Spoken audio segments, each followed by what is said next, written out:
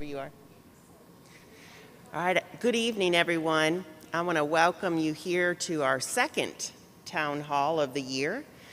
We actually are here tonight doing this live here, and then we have 5 sites where people are actually viewing it at the schools in teams or as a group there at Hallsborough Artesia, at Tabor City Elementary, Tabor City Middle, Chadbourn, and one more, Old Dock.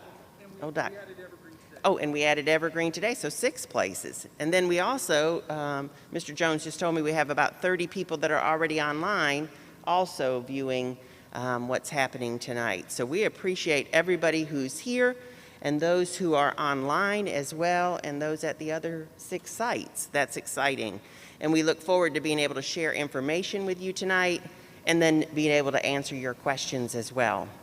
So tonight, I am Dr. Meadows, the superintendent, and again, I want to welcome everyone here. We're going to talk a little bit about 3 topics, and then we're going to move into our questions.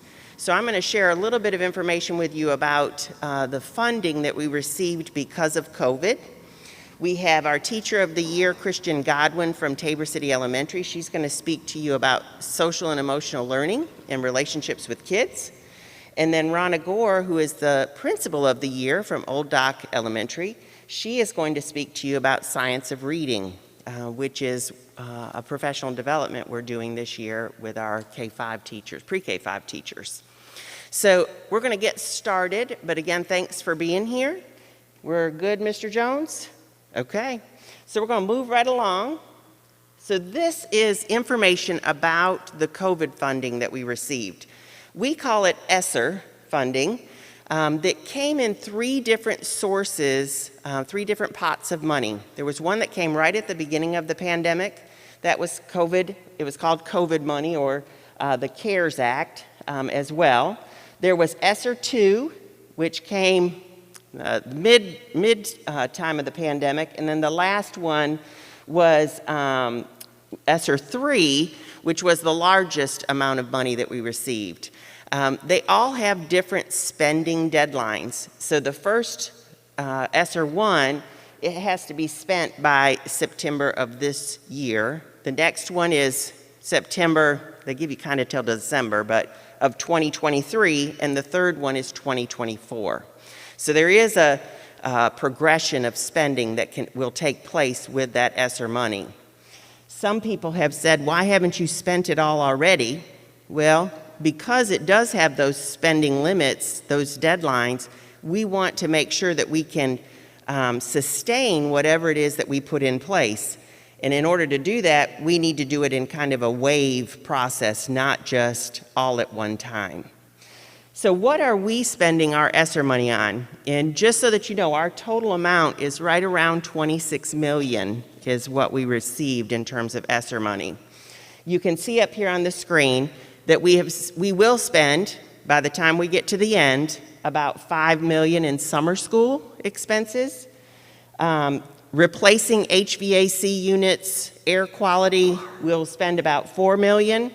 That means all of the window units in our schools will be replaced, old boilers, places where there's air quality issues. If there are any, we will fix those. So we're working on that. Of course, we've all had PPE, the masks, the cleaning supplies. We've spent about $1 million on that. We have hired some additional staff, counselors, nurses, CNAs, and then interventionists, tutors, and that's about $2 million. And bonuses over the course of the time of the ESSER money, so this has not been spent yet, we will spend $5 million for employee bonuses. Curriculum materials, we're spending about $1 million every year, so that will be $4 million. And then technology and infrastructure, obviously, many of you remember back in 2019, we had a cyber incident.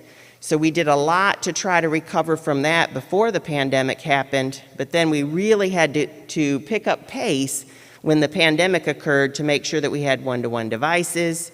We're now working to make sure that we have all new desktops, putting interactive panels in each classroom, laptops for every teacher, and then infrastructure. So making sure that our servers, our network, the cabling is all at the highest level that it can be to make sure that we get as much out of the technology resources that we have for students. So that's basically what will happen with that ESSER money over the course of these 4 years that we will be moving through up to 2024.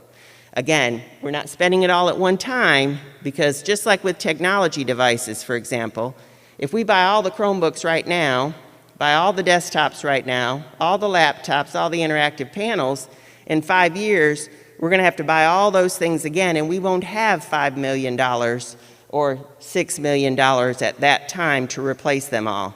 But our hope is that at that time we can have $1 million and make a replacement of those devices that need to be replaced. So that's our process with the ESSER money. So in order to kind of move this along in a different kind of process, we would like for you to just a moment, I'm going to give you just a second to jot down any questions you have on your note card. Those who are at the different school sites, you have note cards as well. If you have a question, please put that on your note card and give it to the person kind of in charge at your site. If you're online, you can post a question in the chat section.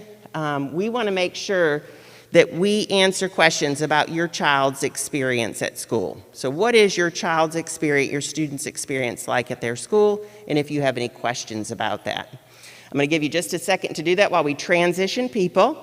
And if you need to talk to your neighbor a little bit just to kind of get some, play some ideas off of each other as you write your questions, please feel free to do so.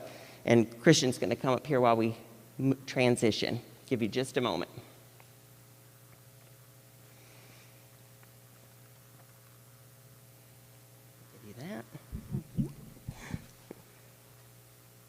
Good evening. My name is Christian Godwin, and I'm a teacher at Tabor City Elementary School, and it's good to be here with you tonight. We're going to be talking a little bit about SEL, social emotional learning. So SEL is the process through which young people acquire and apply knowledge, skills, and attitudes to develop healthy identities, to manage emotions, achieve personal and collective goals, to feel and show empathy for others, and to establish and maintain supportive relationships and make responsible and caring decisions. Columbus County School initiatives. This year, Columbus County schools have put in place several new protocols to help establish our SEL practices.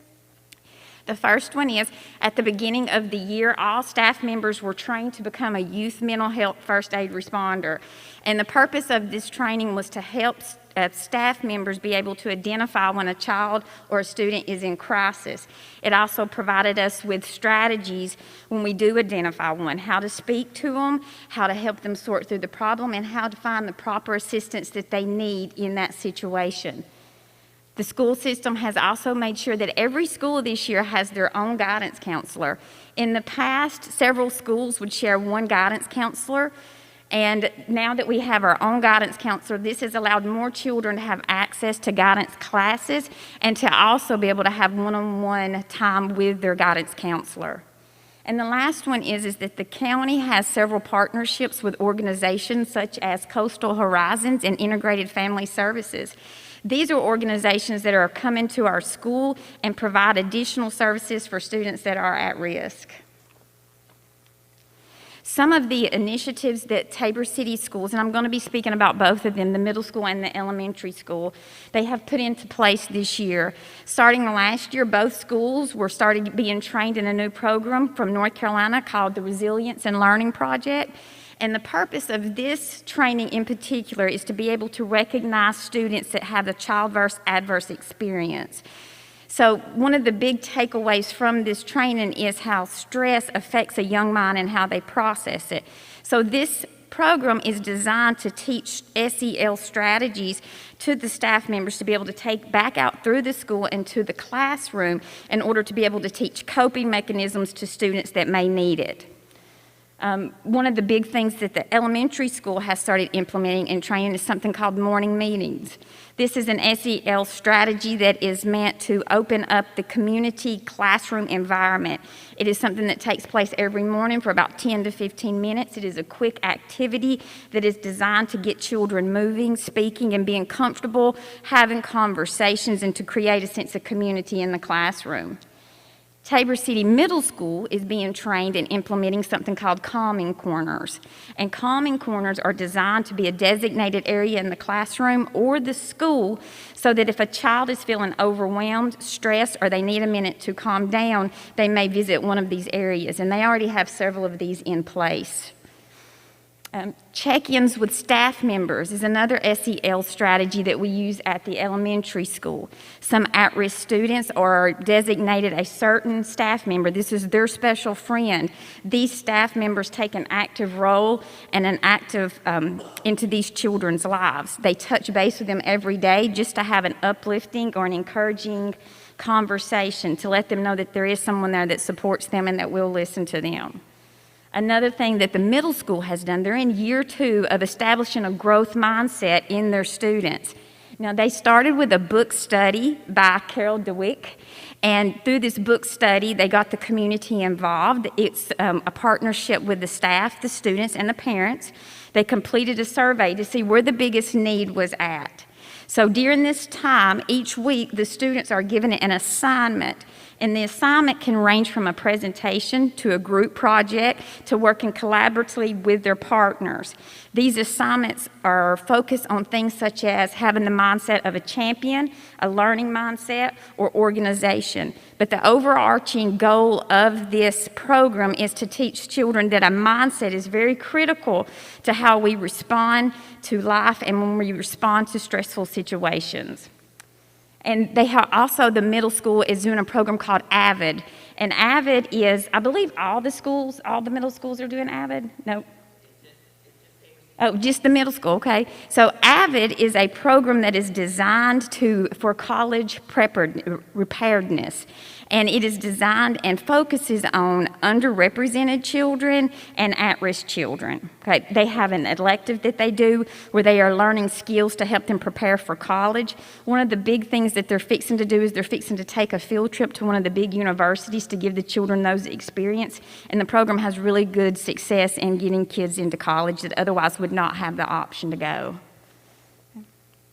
So some of the practices in the classroom. So SEL for me starts the minute that the children, I can see them from my door. I greet them at the door.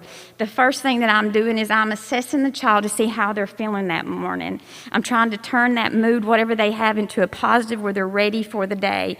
Once they enter the classroom, I want to make sure that all of their needs are met. I want to take every worry they have off the table.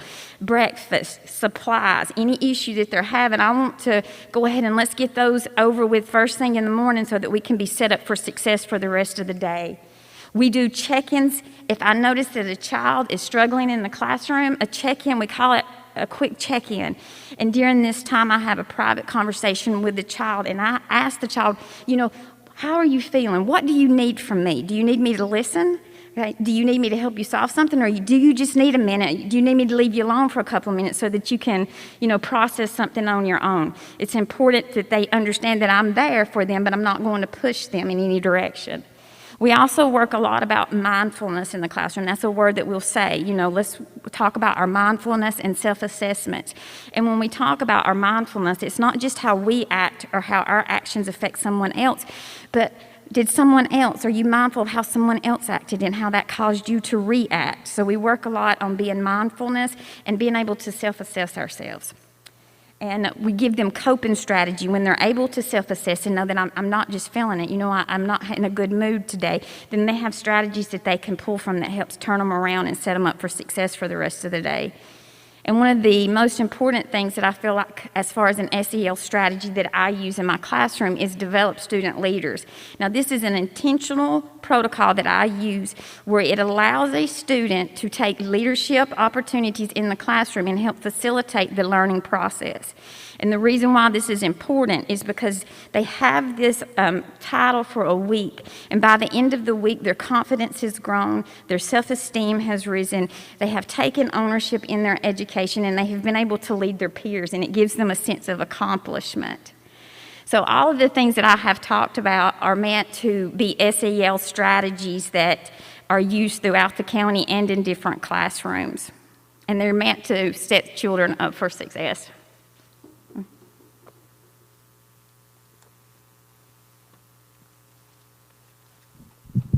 Thank you, Ms. Godwin. I'm sure you can tell why she is our Teacher of the Year. And what she said is absolutely true, that those are the strategies that are used at Tabor City and middle and elementary, but they're used at other schools as well. So, but those are exactly the reasons why she is our Teacher of the Year. So we're now going to hear from our Principal of the Year, Ronna Gore.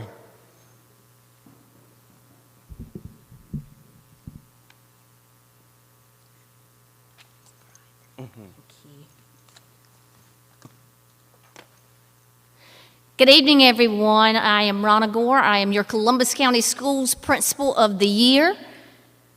I'm going to talk to you a little bit today about, or this afternoon, about the science of reading. Can anybody read this slide for me? Can anybody read this? Dr. Meadows, want to take a try? Mr. Long? Dr. Strickland, you guys want to take a try? Mr. Falk? No. You know what? Looks Greek, doesn't it? Well, let me tell you, this is what over 1 million people in North Carolina see when they look at a newspaper, when they look at a prescription bottle, when they look at a job application, or maybe even when their child asks them to read at night. This is what they see, so that's probably an impossible task that we're asking them to do. This is a problem. We see it, we know it, so we ask ourselves, what are we going to do about it? So let's talk about current legislation. In an effort to improve our current reading deficiencies, the state of North Carolina has implemented Senate Bill 387. That Senate bill identifies our educators as pivotal in the role of reading instruction and requires every pre-K through 5th grade teacher to be highly equipped with the knowledge and the skills to apply the science of reading. Elementary schools, we see it being applied there. We see it being applied in the university teacher preparation programs. We also see it in professional development across the state of North Carolina. Everything is revolving around that science of reading. So in our professional development, what have we learned from the science of reading? Let me share a little bit of that with you tonight. First of all, reading is not natural. It is not natural. I think that is an important thing to really pull out of this in the science of reading, is that reading isn't natural. There is known scientific pathways for learning to read. Some students acquire the pathway more easily than other students do. There is brain research that we're going through right this minute that's teaching us the process as to what these kids have to go through in order to be able to learn to read. And we do know that explicit and systematic instruction works better for all children, and that is every day, every student. Prevention is easier and cheaper than intervention. So let's talk about Columbus County Schools' implementation of the science of reading. So this started for us back in, it was summer of 2021, which was last year. The principals came together, like I said, in the summer to create a unified letter of excitement and support for the implementation of LETTERS. LETTERS is the program that we're using. It's an acronym that stands for Language Essentials for Teachers of Reading and Spelling. We had a kickoff date for our teachers in Columbus County Schools, and that was October the 6th of last year. That was our pre-K through 5th grade teachers, our English language teachers, our EC teachers, which are our exceptional teachers, our exceptional education teachers, our principals, our assistant principals, our school leads, our instructional coaches, and additional district office leadership. We are all on board with the science of reading. We are a part of cohort 1, and we are excited to have the opportunity to become better teachers of reading. We are teachers of reading. We're all teachers of reading. But we want to become, our goal is to become better teachers of reading. As principals and teachers of Columbus County Schools, we believe that understanding the science of reading can make a difference in our approach to teaching every student, every day, how to read. Thank you.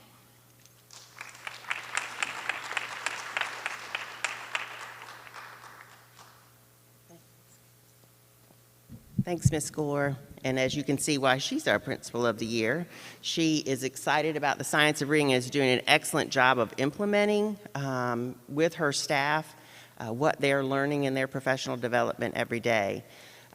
So we present those 3 topics to you. We are welcome to answer questions about those topics or any other topics. And so at this time, we are going to collect any cards we have, and we're going to let Dr. Cartret read questions out, and if I need somebody else to help me answer the question, I'll call on somebody. But we'll get started. Okay, so first question, in regards to high school lunches, concern about very small portions that are comparable to kindergarten portions and fried foods being served to students earlier in the day around 11 to 12:30. Question, wanting to know what the options are that are given to athletes who have away games and cannot leave school at 3 prior to an away game because they do not eat for several hours, and why is outside food not allowed if there's a healthier choice? And you gotta repeat all that, by the way. Okay, so I'm going to summarize the question best I can. So the question was about lunches at high schools and the size of the lunches that are served, as well as it was asking about the availability of foods because lunch might be served early in the day, and if a student is an athlete, they're at the school site for long periods of time, may not be able to have something to eat before leaving for a game. So I actually have had a conversation with our child nutrition director about this, and she said she has been working on this actual topic because she was concerned. She's actually new in the role, and you know, we've just started to transition back to eating in the cafeterias in our schools. We've been doing it a little longer in some, but eating in the cafeterias, and she has noticed that the portions seem small to her. Now, USDA sets the size of the portions. They tell us exactly whether it's 5 ounces, whether it's, you know, how much exactly of a meat, of a vegetable, of a fruit can they serve. Now, there is a little bit of a waiver that we can do, and she has requested that for our high school students. And so she's working on implementing that for the high school students to increase the size of those meals. Now, that doesn't mean that they can become really large, but you know, it might go from 4 chicken nuggets to 6 chicken nuggets, that type of adjustment. Maybe 6 ounces to 7 or 8 ounces of a vegetable. Something like that is what we're talking about. In terms of availability of snacks after school, so we do have vending machines at the schools. I know that's not the best thing, but our vending machines are available. We can start doing healthy snacks. We can apply through the state and USDA to offer snacks after school if we believe they would be, you know, if that service would be used. So she and I talked about that today, and we thought we'd do a little survey among our high schools and see if that's an option that they even might want. It's a new concern that was brought to us. Had not really thought about it. Sorry I hadn't thought of it, but we absolutely will look at that now. Next question, in regards to the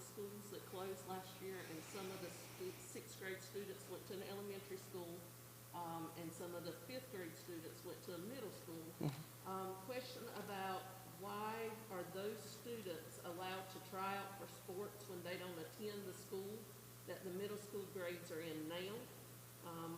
If they're sixth grade at elementary, why don't they have to wait until they get to the middle school level to try out? Okay, so the state allows only students in 6th through 12th grade. Oh, sorry, I got to repeat the question.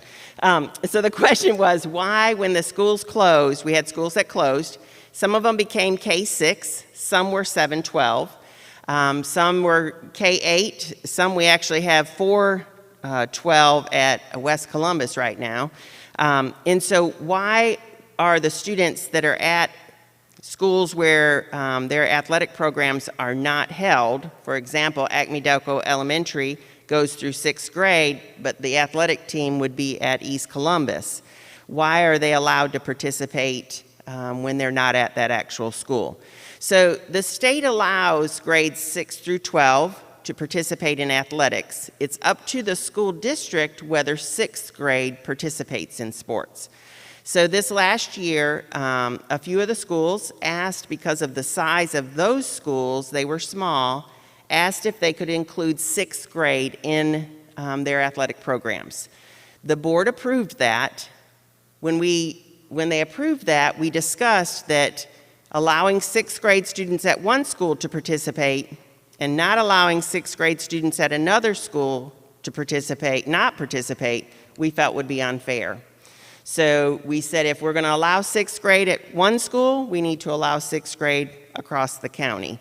So we felt that was the fairest, the board felt like that was the fairest way to handle that. So 6th grade was approved in the district to participate in any sport except football. They, in the state, won't allow them to participate in football. So that's why Delco and Hallsboro students are allowed to participate in athletics at East.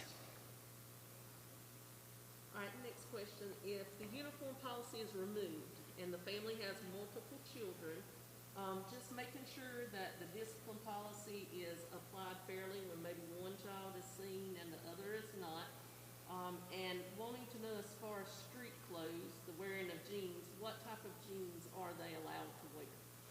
So the question is about if the uniform policy is eliminated, how will we ensure basically that discipline is handled fairly across the board, that if one student is out of dress code, that they're treated the same as other students out of dress code? And then what about the jeans? What kind of jeans? So currently we have a uniform policy, and that uniform policy will stay in place for the remainder of this year. We have sent out a survey to parents. We sent out a survey to staff asking about whether they would like to keep the uniform policy or not. We did that because a few months ago, I have a student advisory council that I meet with every month. It is students from all 4 high schools, and they always bring new ideas to every meeting. And so they came to a meeting back in October and asked why they couldn't wear sweatpants to school. Well, it's not allowed in the uniform policy. So I said we would have to go back to the policy and make an adjustment if we were going to do that. They went back and did some research with their student body, and they felt like they should be able to wear the sweatpants that have like their senior year on it, or if they play athletics and it's got the school's name on it, they felt like they should be able to wear that. So we took it to the board, and K-8 principals did not want sweatpants, but 9-12 was okay with it, and the board wanted it K-12, wanted it to be consistent. So we said, well, let's go back and see if we can find a solution. So we took it to teacher advisory, who I meet with once a month as well. That's all of the teachers of the year in the county. And they wanted us to survey parents. So that's where the surveys came from and why we have surveys right now about having a uniform policy.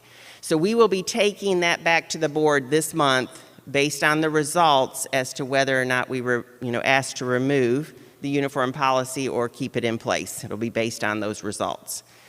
I think any dress code policy, whether we are wearing uniforms or we wear any other kind of dress, we will have a policy. We have to have a policy in place because we don't want students wearing really inappropriate clothing. But there are going to be times that administrators, teachers might miss somebody wearing something inappropriate, and it be seen later on in the day, and nobody noticed it. Just didn't happen to notice it. That happens. You know, I think we all can get distracted and walk down the hallway and miss seeing a student who doesn't have appropriate dress. That happens with uniforms, and it'll happen with dress code.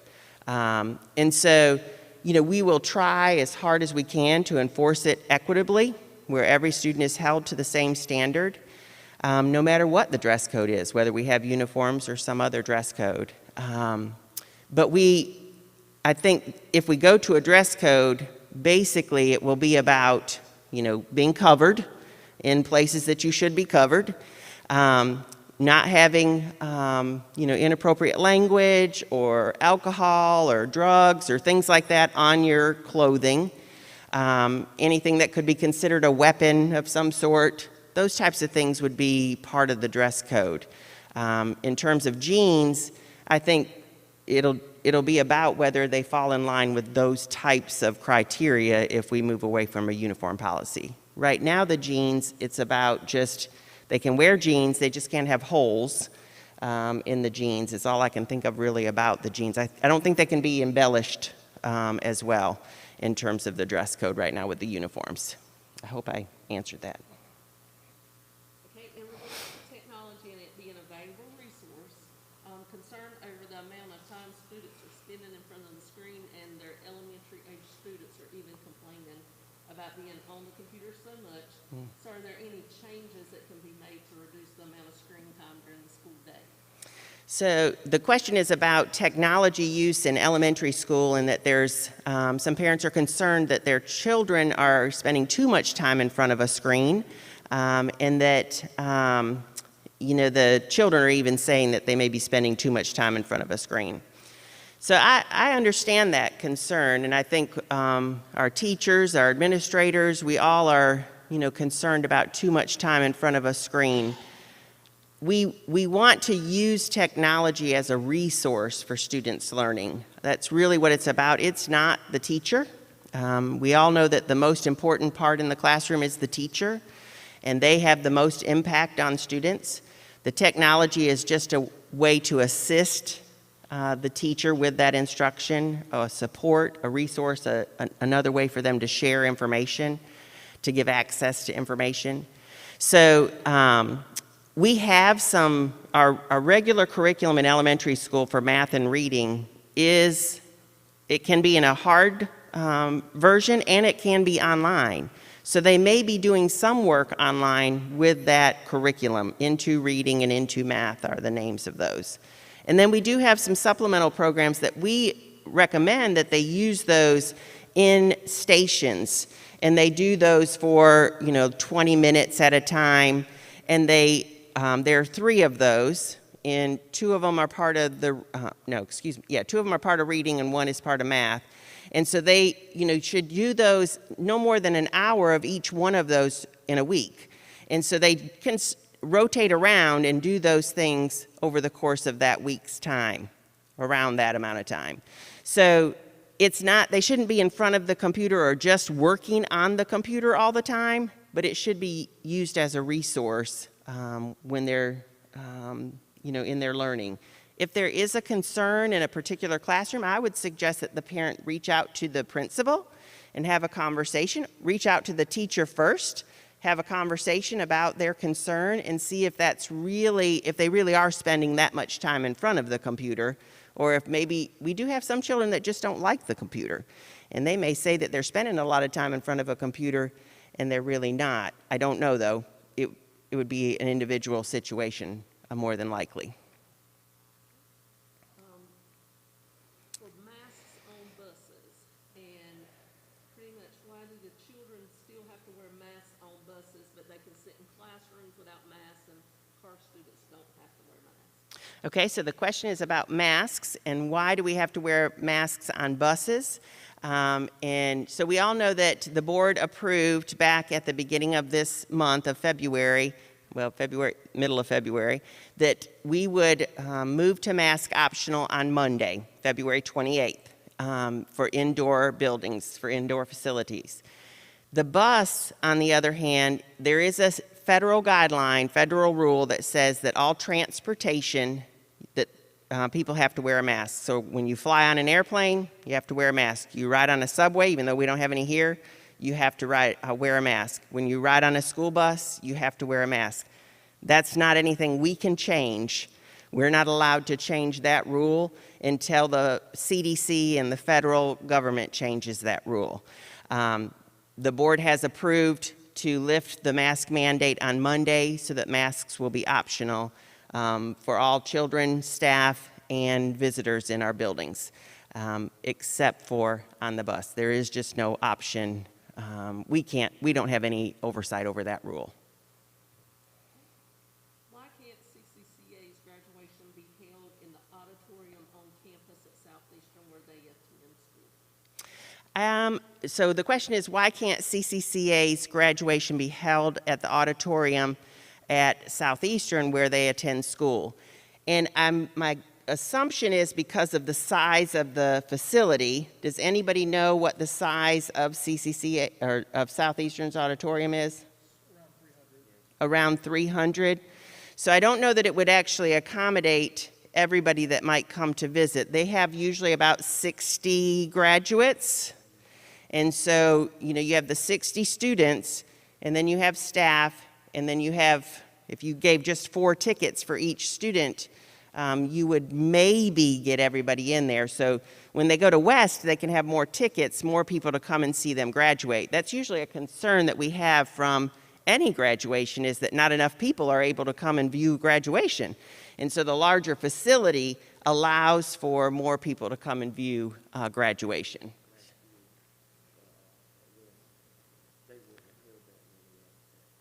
So Dr. Williams is saying that last year, graduation at West Columbus, when they held it for CCCA, the number of people that were there would not have fit in the auditorium at Southeastern, so they would have had to turn people away.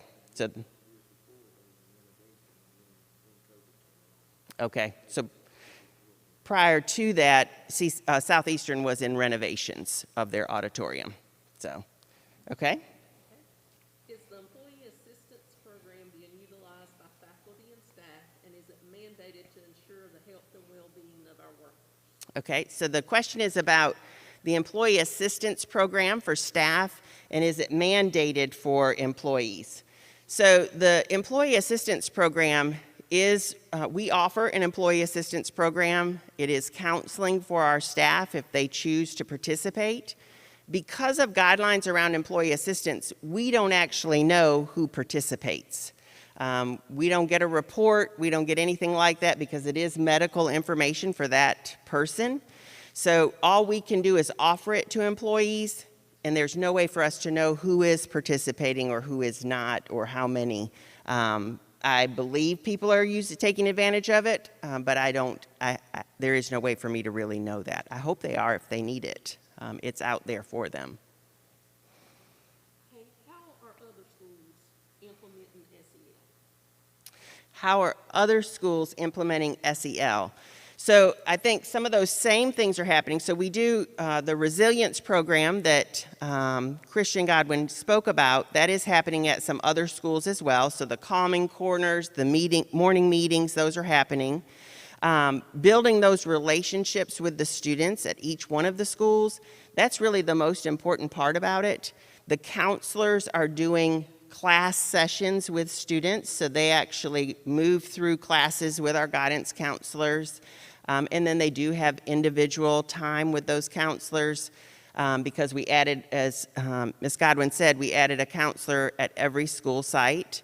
There are many variety of ways that they're doing SEL. Does anybody have something else they want to share in terms of SEL? Just about the relationships? Oh, and then at high school level, right, they're doing that through their Smart Lunch period. Thank you for that, Ms. Lewis. So at our high schools, they do what's called SWAG at South, Swamp Chomp at East, West Quest at West, and Pride Ride at CCCA, and it is a time for students to, they get interventions. They also can do things like study hall, but then they can do things that just kind of let them relax. It's a way for them to be rewarded for keeping their grades up, but also get the assistance that they need if they need help in a class. So that helps them with their SEL as well. Now, any of you can help me with these answers if I feel like I'm on Jeopardy. Okay. How can administration work with the teachers to empower them to implement to deal with disciplinary problems, allowing the children who are here to learn to be able to learn? So the question is, how can administrators empower teachers to handle discipline so that the children that want to learn and are here to learn can learn? Did I summarize it? Okay. So I think the administrators, one, by being in the building, being visible, out and about in the school is the best way that they can help teachers and empower teachers with their classrooms. I think, every teacher has to handle discipline in their classroom as much as possible, because as soon as you start sending it to an administrator, it then weakens your authority within the classroom. So the more a teacher can handle their discipline, the better off they are in the long run. I think the principals, administrators, supporting their staff when there is a discipline issue. So working with them, helping them to correct the behaviors with the student, meeting with parents, but really supporting them as they deal with those discipline problems. This year, unfortunately, because of COVID and what happened last year, well, the year and a half before this year, the students being out of school, in and out of school, especially middle school, high school, and this is a national issue, the behaviors were really, really so much worse this year when students came back to school. And this was across our district, across the state when I talked to other superintendents, and we've heard it, you've probably seen it on the news for across the nation. And so trying to get students back into the routines and the structure of school after they've been at home and allowed to, log on to their classes and lay in bed while they logged on to their classes, or, log on whenever they wanted to, that was a big change for them to come back to school. And so it's taken time to reteach students how you behave in school. And so we had to reteach students how to communicate with each other, how to be in a space together with larger numbers of people, because they were at home, like I said, in their bedroom by themselves doing their work. And now they're in a classroom with 20 kids or 25 kids, and they've got to get along, and somebody's saying something over on that side of the room and they don't like it, they can't respond in a negative way. So trying to teach kids about the way to behave again in school has been a real challenge this year. And so really the support that administrators can give teachers when there is a discipline issue, but we also need parents' support. We need parents to help us in this endeavor, because if parents don't have our back as well, it's going to be very difficult for us to change the behaviors of the students. We can't do it on our own. Parents, teachers, administrators, all of us together have to make those changes in behaviors, and especially the students. They've got to be a part of this as well and take some ownership in making those changes in their behaviors. I hope I answered that. We have some questions online. Can you explain what Governor Cooper's veto means for Columbus County Schools, the veto today? Okay, so the question was, what does the veto that happened today by the governor mean? So there was a bill that was passed by the Senate and the House on, I think it was February 17th. It was Bill 173, called the Free Smiles Act. And what that bill was to move to masks not being allowed to be mandatory, that parents would have the option for masks, and that every year parents would have to decide whether their child would make an election whether they wanted their child to wear a mask or not. it would begin on the first day after it became law. So if the governor wouldn't have vetoed it today, it would have become law on Monday. And in Columbus County, we're already on Monday going to be mask optional, where parents are making that choice. So it really wouldn't have had any impact on Columbus County schools. The governor vetoed it, so it still really doesn't have much of an impact on us because we're already going optional on Monday. But now it'll go back, now that the bill was vetoed, it will go back to the House and the Senate to see whether or not they have enough votes to overrule the veto. And so we'll see from there what happens. As a parent of a middle schooler who thinks the teachers who are doing a great job dealing with the circumstances, want to know how the parents can stand behind administration. All right, so this question was, as a parent of a middle schooler who wants their kids to get back in to school and be back involved in school, how can they get behind and support administration? And I thank you for that question, and thank you for the willingness and the desire to support administration and the teachers. Really, it's being, I think the biggest thing right now in education that we need is for people to talk positively about education. We have so many great teachers in our schools, and students, great students. We need to recognize all of their expertise and what they do within those classrooms. And we need to talk about those positive things. Unfortunately, we hear this all the time, that the people who have an issue are the ones who talk about their issue. The people who are okay with how things are going, they don't say anything. And we need the people who are okay with the way things are going and like what's happening to say that, because it does get a little defeating at times to hear only the negatives about what you're doing when you're putting everything that you have into trying to educate the children in the classrooms. And I know our teachers and our administrators are putting everything they have into what they're doing in those classrooms and in those school buildings, and they need support. They need that support from parents and from the community. And so I appreciate that question, and I think really just being positive about what's happening, being supportive. Are we always going to do and make the right decision, or the decision that you think is right, that somebody might think is right? Maybe not. We might disagree. But hopefully you can understand why the decision was made. And we need that support to be able to successfully educate children. Why don't 7th and 8th graders have PE all year long? Why don't 7th and 8th graders have PE all year long? Is that they're supposed to have PE. That's one of those we have to check on? Okay. Okay. Yeah, they're supposed to have PE each day. So I'm going to have to check on that one. I don't know. We'll check with our middle schools and see what's happening with that. 150 minutes a week? Okay. Dr. Williams is telling me. Is that what it is? Okay.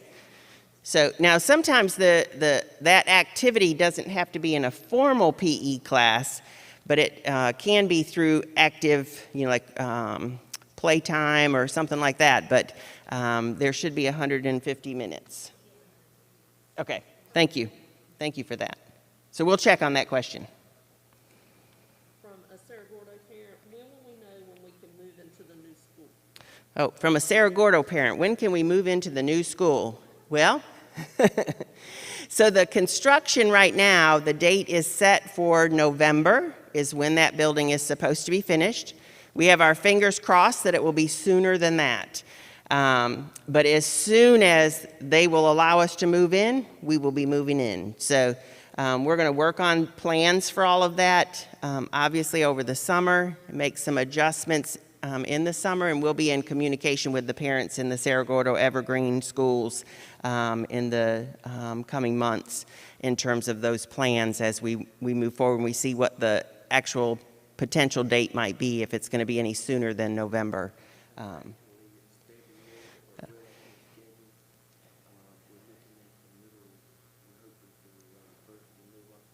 Okay, so Dr. Williams is telling me it was originally contractually not till February of 2023, but right now they're on schedule for November of 2022, but potentially middle of October of 2022.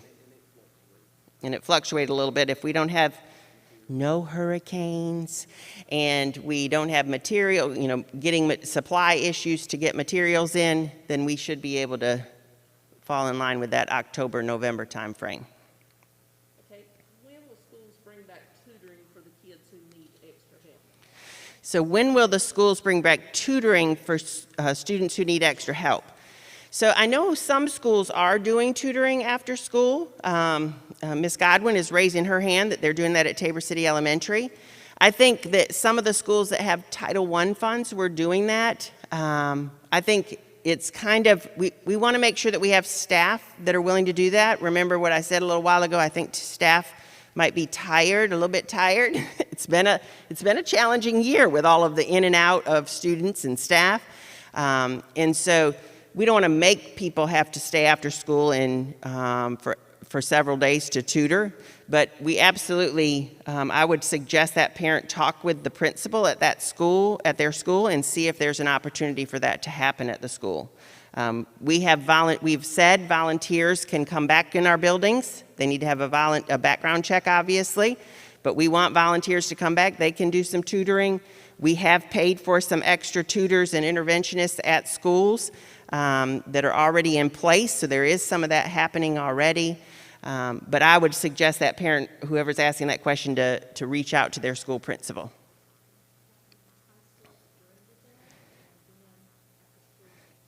Okay, so Ms. Lewis says in high schools, they do that during their Smart Lunch period, during SWAG, Swamp Chomp, West Quest, and Pride Ride. And then there also is some after-school tutoring as needed. So they need to communicate with their teacher and then their principal if needed, if they feel like they need some tutoring. Before major decisions are made, why are parents not notified of what's going on at times? Okay, so before major decisions are made, why are parents not notified beforehand? So I'm not sure in terms of exactly what the question is asking about, but this would be my assumption, and if I'm wrong, if they want to clarify their question. The process for major decisions to be made have to be, like, we may have discussion in our leadership team with principals about those topics, and then it goes to the board. It really can't be publicized or talked to parents until the board actually makes a decision on it. Now, there are some things like the uniform, a major decision about uniforms, that we're collecting information, survey information, to see whether or not what we would recommend to the board in terms of their decision. But ultimately, some of those decisions are the board's decision. Those are all public meetings, so you're going to hear about it when it happens at a board meeting, in a public meeting, and there's really not a way for us to say anything beforehand because we don't know what the board exactly will decide. We tried with our decisions about closing the schools. We came out and we did public forums about it, try to share information as much as possible about that before any decision was potentially made. If there's a specific topic that I'm missing in terms of that question, I would love to know. Now, if it's at the school level in terms of decision, so discipline decision, so is it maybe an individual student discipline? But you addressed it in like policy decisions. Oh, policy. Or even decisions made at the school level. Why are we not doing a little better job of communicating with faculty? Okay. So if they change a policy or a rule at the school, why is it? So it should be communicated out to the parents. If we make a change in a school rule or there should be a message. We have all those ways that we message out. We can now get messages and notifications out to parents. We can do it through, everybody loves Facebook, not myself, but everybody else. The website, we can do it on through our new app. And if you don't have that loaded on your phone, you should load the app on your phone. We can do it through the call system. So schools should send that information out to parents when there is a major change in terms of rules at the school. That should be happening. That communication should take place so that they can support, the parents can support that change in the rule or whatever it might be, a policy, change of process, something like that. Okay. How do you identify students who are struggling to read, and what are those resources? How do you identify students who are struggling to read and what are those resources? So our teachers, do you want to answer? Come up here.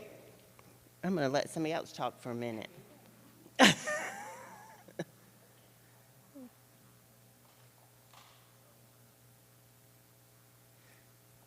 We're going to let Ms. Godwin answer that question. Grades kindergarten through fourth grade are using Amplify, which is DIBELS, and it is the state's program which runs through a series of assessments that tell us exactly where the child is on what level, and it gives us interventions to put into place for the child too. That's what we are using currently with it. And teachers also do running records a lot of times too. Okay. You want to share anything, Ms. Gore? You want to say something else? Okay. Thank you, Ms. Godwin. I want to say that we use data trackers as well. We do informal assessments, yes, but we also do weekly module assessments too. So we are tracking that data constantly. We also review that material and that data in professional learning communities in which we all meet collectively together to make decisions to lead, guide, and direct our future instruction. Thank you, Ms. Gore. So the students that are struggling with reading would receive interventions, should receive interventions, and that's decided basically by that data that's collected through those different resources. But students should be receiving interventions either could be from their teacher, could be from another teacher, could be from a teacher with a teacher assistant, but some staff member within the building is providing those interventions. Okay. How can parents be informed of funds spent in our individual schools like you had presented on the ESSER funding for the district? How can our public see the funds spent in schools like what we just said on ESSER? Okay, so, well, I mean, their funds basically are public information, so you could make a request at the school. I'm trying to think if there was a way. I don't want to make it hard that every day somebody's coming to ask for a copy of their records of their funds. I don't know if there is a way to put that information out there. Now, their Title I plans, so K-8 schools, or schools that have kindergarten through 8th grade in it, their Title I funds that they receive, that's really their biggest decision maker, place where they make the biggest decisions about funding. That's done through their school improvement teams. So you can see that in their school improvement team meetings, minutes. You could be a part of the school improvement team, and you would see that. But any of the schools would be able to say, this is where we spend our funds at the different schools. You want to share something, Ms. Gore? Come on, come on. Y'all sit in the front. I just wanted to say, as a school too, we do share it, I would say probably once a quarter with our advisory board. We are very transparent and open. We do share a chart of accounts. Also, I know in my school improvement team meetings, we've also shared our chart of accounts with the school improvement team as well. Also, keep in mind those federal dollars, which is our Title I monies. We do have to meet with our school improvement team. We do have to prioritize our needs as a team together. So we are extremely transparent when it comes to those federal dollars and even our school local dollars as well. But just keep in mind that federal money, we do meet as a school improvement team. It is decided by the team, and you guys can definitely be a part of that because we do have a parent representative on our teams as well. Anything else? There's, stipulations on what you can spend that money on and things. Yes, and there are stipulations as to how you can spend the money and stuff. We do have some guidance on that. So if you have any questions, just feel free to ask us. And I would say on behalf of the administration, take the opportunity and the time to maybe go sit down with your principal. I would say be open and collaborate and communicate when it comes to things like that, because we are very open and very transparent. Thank you. Thank you, Ms. Gore and Ms. Godwin. Huh? Oh, it's 7 o'clock. Okay, so we had said we would just do this for an hour because we have the people that are online, we have the parents and community members and staff that are at the other 5 sites, 6 sites. And so I just want to say thank you for coming. Thank you for being here. I hope that it's been informative. The whole point of these town halls is so that we can be transparent with the community. We want you to feel like you can ask us questions and that we're providing you the information that you want to know. If there's something that we can do to make the town halls even more transparent or more informative, please reach out, share those comments with us. We will actually take the questions and create an FAQ and post that on our website so that if your question didn't get answered, we will put those questions out there as long as they don't have someone's name in them, because we don't want to talk about individual people. But we will put those questions out there for you to be able to see the response to your question if it didn't get answered. All right, anything that I'm forgetting? Thank you again, those of you that are here, those of you that are online, those of you that are in our other schools. Thank you for taking the time out to come and be with us.